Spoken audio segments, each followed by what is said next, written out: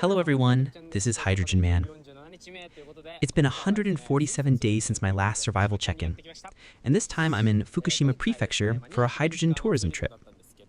Well, this time it was a 3-day, 2-night tour, and I had the chance to visit a facility related to the nuclear power plant, the Fukushima Daiichi nuclear power plant, which was the starting point for hydrogen research and development. After the Great East Japan earthquake on March 11th, I was wondering what the situation was like now. As I expected, the recovery work is far from over. I also visited a temporary storage site for soil contaminated with radiation, and a huge amount of soil is still being stored there. So yes, it's still in the middle of recovery, but what was particularly impressive was that I got to visit an elementary school near the nuclear power plant. You see, back in 2011, I was in the 5th grade, and we were practicing for a graduation ceremony. At the elementary school I visited today, time has stood still since March 11th of that year. In the gymnasium, there were still signs of the graduation ceremony practice, and the balls the children had been playing with were left abandoned. It was a truly heartbreaking sight, and it was quite a shock.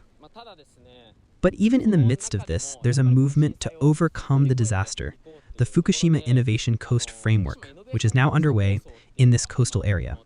In towns like Soma, Okuma, and Namie, to be honest, there are still many areas that are off limits to agriculture or residents due to radiation, but some areas are starting to open up. In these places where people can no longer live due to the tsunami damage, they're establishing new research fields. For example, they're conducting research and development on drones and other new technologies. I witnessed firsthand how they're turning a negative situation into a positive one and taking on new challenges. In this context, it makes me very happy to see that hydrogen energy is gaining attention as a new energy source that doesn't rely on nuclear power. And I hope that hydrogen energy will collaborate with Fukushima's traditional charms, just as the hydrogen kitchen car collaborates with Fukushima's vegetables, to create a new future. I think that the people who have overcome this disaster are the ones who can make this happen, and I felt that I want to be involved in this in some way in the future. So that's what I took away from this hydrogen tourism trip.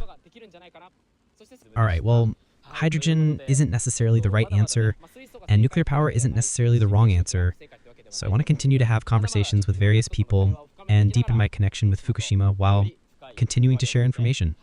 続けていけたらなというふうに思ってます。ということで以上です。バイバイ。